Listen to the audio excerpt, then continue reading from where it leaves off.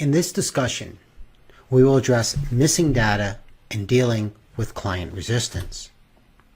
By the end of this lesson, you should be able to assess what client information is missing, anticipate roadblocks that you will encounter when trying to collect all the information you want for your financial planning engagement, and describe ways of dealing with client confusion and resistance.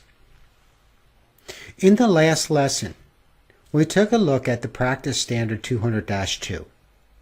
That standard said the financial planning practitioner shall obtain sufficient quantitative information and documents about a client relevant to the scope of the engagement before any recommendation is made or implemented. So clearly, we have the anticipation, the directive, to gather client data sufficient for us to complete our engagement. When seeking to obtain the adequate information, there are a few important questions. What information am I missing? Why is that information missing? How can I get that data? And when is enough enough? Last lesson, we talked about using questionnaires and tables and checklists to help us identify the information we needed to gather. And I think they are quite useful tools, along with financial planning software, which clearly offers us content that we need to put in. Using these tools offer a systematic data collection process. And by going through that checklist, that table, that questionnaire, or filling in the financial planning software, we immediately identify information that we need to have, but we're missing. So why would this information be missing if in fact it was part of the questionnaire or part of our inquiry? Well, for one, it could be totally daunting and confusing for the client. You might hear comments like, oh my goodness, I bought this stock in 1985. It split at least 4 times. I think I sold some 3 times. I have no idea what my basis is.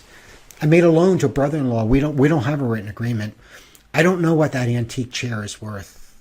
I can't find anything. I'm so unorganized. Maybe we should forget about this whole financial planning process or engagement. On the other hand, you might have the client who shows you resistance, saying, I don't have time to do all this. You want me to get what? I'm not going to tell you that. Maybe we should just forget about this. How do we get around that pushback? Get past that confusion, that feeling of overwhelming? Well, I think first of all, in both cases, the first step is to explain to the client why that data is important to them and to you. For example, you might say, having that information will help me develop prudent recommendations, informed recommendations that will save you money. And if you can point out how much money that could save them, that's certainly a motivator. It will help improve your current plan and put you on a path to help you reach goals that you told me are really important to you and your family. Sometimes framing the importance gives the client that aha moment when they connect the effort to that financial benefit. But also there might be ways for us to make the process easier, to get those boulders out of the way.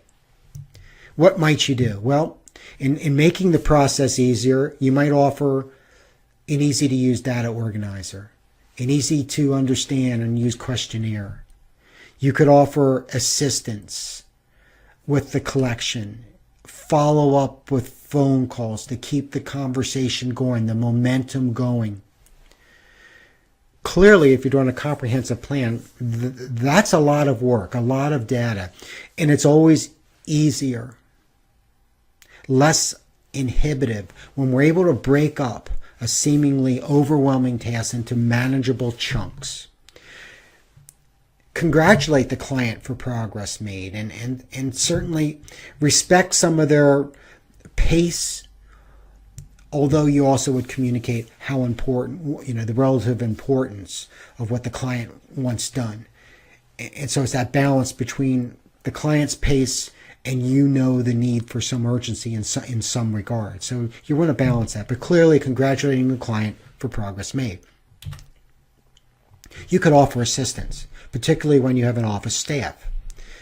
Can I or my office staff help you by calling someone or following up with someone or letting them know why you're requesting that information and the urgency? Can we tabulate some of the data for you? In many cases, you or your staff can provide research assistance. For example, you or the software that you have could easily provide security prices, portfolio returns, statistics. For example, there's Morningstar, Yahoo Finance, mutual fund websites.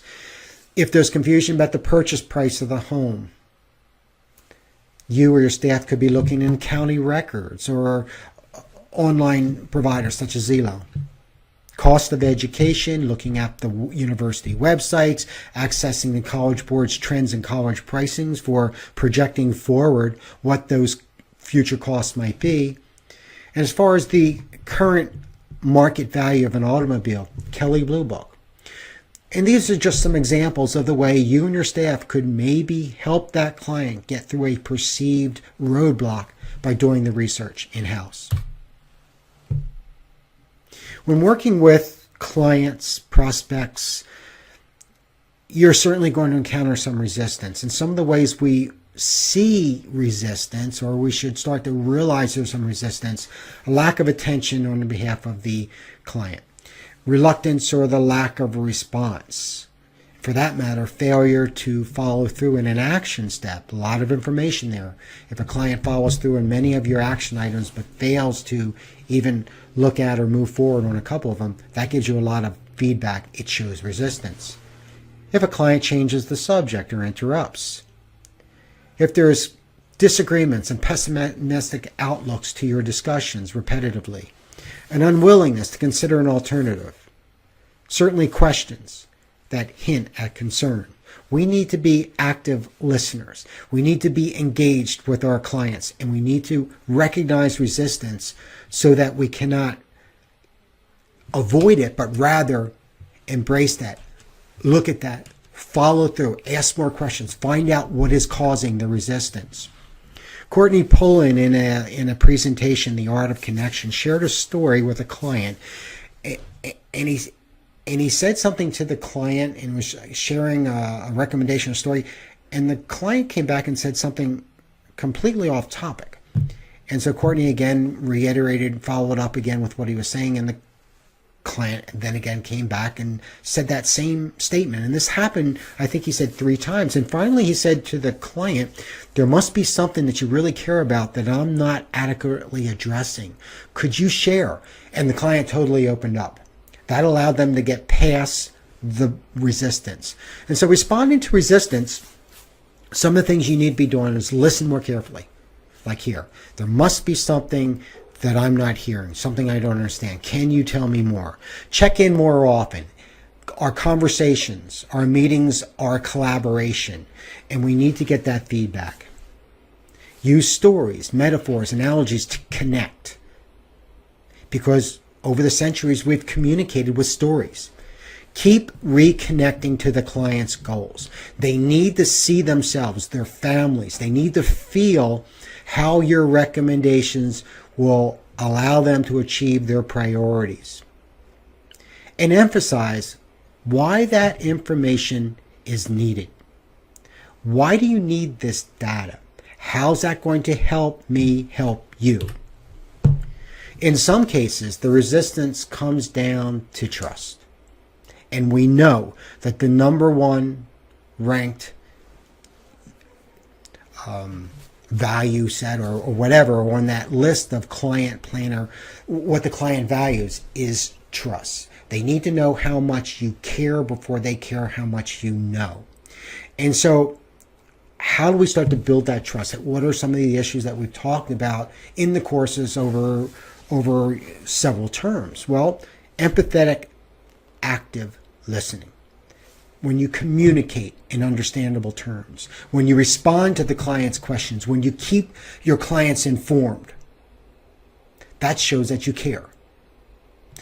When you know the client's story, you know their qualitative and quantitative issues, you know the names of their children, you know their hopes and their fears, that builds trust.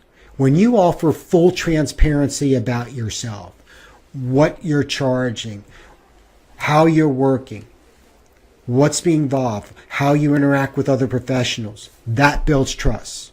When you have a shared vision with your clients, when you're truthful and you deliver on your promises, that delivers trust. That can open up a lot of doors, and that can open up a lot of possibilities for moving forward. But let's just say that you've addressed all these. You've shared the importance. You try to move those roadblocks.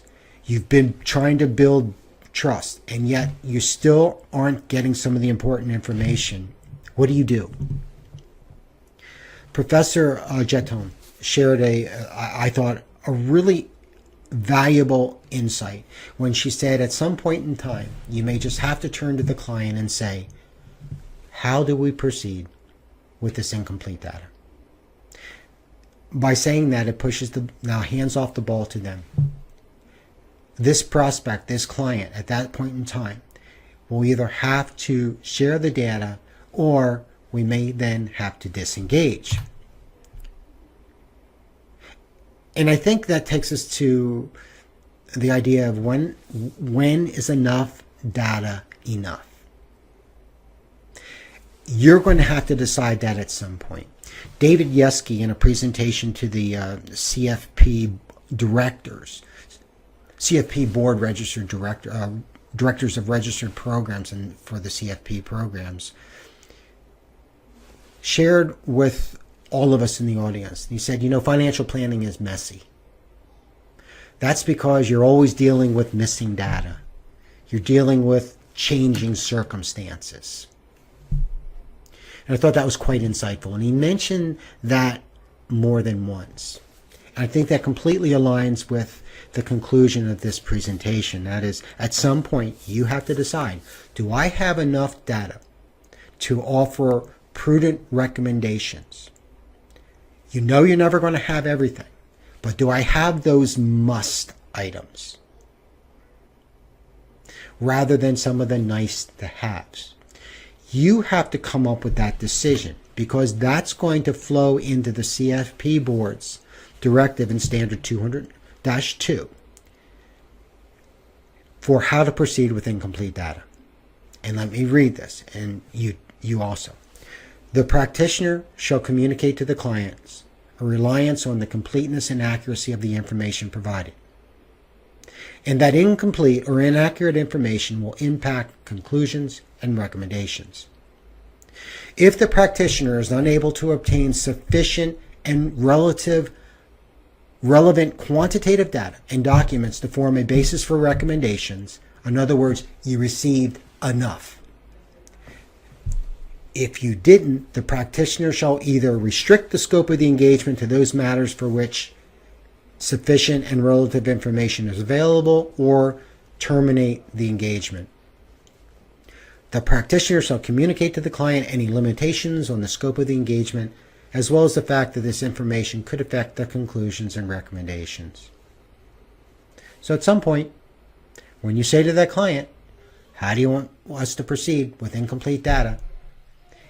Either the client's going to come back and give that to you, or you're going to have to make your informed decision. Do I have enough data so that I can make a quality recommendation? And if not, you restrict or you'd have to terminate.